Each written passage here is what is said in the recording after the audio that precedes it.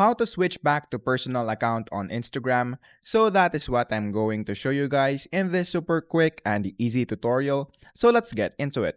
So the first thing that we need to do is to, of course, open our Instagram app right here. And then once we open our Instagram app, the next thing that we need to do is to click our profile icon, which is located on the bottom right corner of the screen. So click that one right there. And then once you're now here, just click the three horizontal line on the upper right corner of the screen. So click that also. Once you're now here, just scroll down until you see Creator Tools and Controls, which is right here. So just click that.